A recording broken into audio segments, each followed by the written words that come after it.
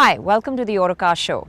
Now, when BMW first launched their X1 in the Indian market, it created quite a stir. Being the most affordable BMW, it brought the brand within the reach of a much wider audience. And for a while, it had a free rein, being the only one of its kind around in the segment. But Audi were quick to launch their Q3 and give it some competition. Well, in the face of competition, BMW are not one to sit still. They've given the X1 a refresh. Let's take a look at the changes.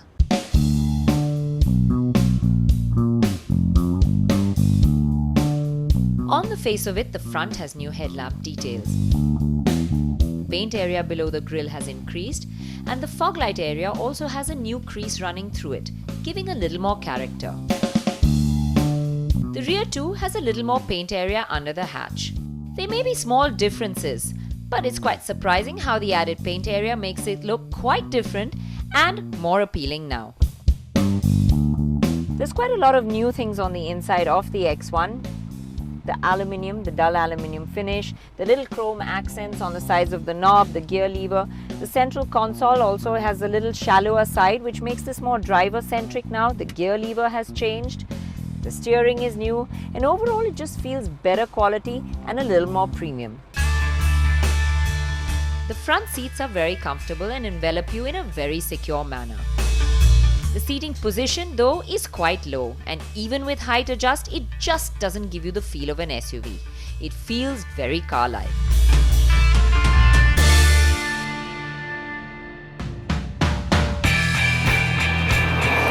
Under the hood, it's the same engine, but power and torque have both been upped.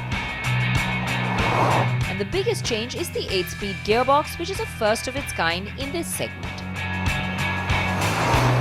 This 8-speed gearbox not only makes the car more economical, it also makes it more fun to drive. It's very responsive, shifts very quickly. So even when you're in the city ambling around like this and below the line where the turbo kicks in, put your foot down, it shifts down fast and you get a move on quite quickly. So it makes it nice in city traffic, and even when you want to have a quick, spirited drive, this one shifts down or up with ease, making it a whole load of fun. You don't actually need to use the Tiptronic to have a good drive. The linearity of this engine may make it feel tame, but it is still pretty quick, and the beauty is that it now feels better than the competition in the city. The X1 also has some new features to make it more fuel efficient. There's a lot at work in the X1 now that makes this car more fuel efficient. For example, the stop start. So when I come to a stop, say at a traffic light,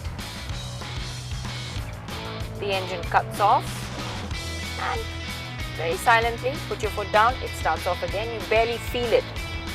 And of course there's the Eco Pro mode, so when I switch on the Eco Pro button, what the ECU does is makes a few adjustments. It adjusts the accelerator responses, it tweaks the shifts, and it also adjusts the electronics like the climate control to make your car overall more efficient. And you have a little display that lets you know how much more efficient the car is now. The X1 now churns out 0.7 kilometers per litre more in the city and 0.6 kilometers per litre more on the highway. It's not a huge difference, but with the way fuel prices are these days, every drop counts. Dynamically, the X1 is still a dream to drive. It's just a car with a little extra ground clearance. Body control is great, the steering points the car exactly where you want to go, and it gives you such a sense of security as it grips around the corners. Driving down a winding road in this one will most definitely bring a smile to your face. Out on the highway, it feels equally good, stable and planted, and you can cruise very comfortably. The only sore point is that the back seat feels a little cramped. With the window line being high and the front seats being large and square, you feel a little hemmed in. Ride quality at low speeds is good, but it's on the firmer side.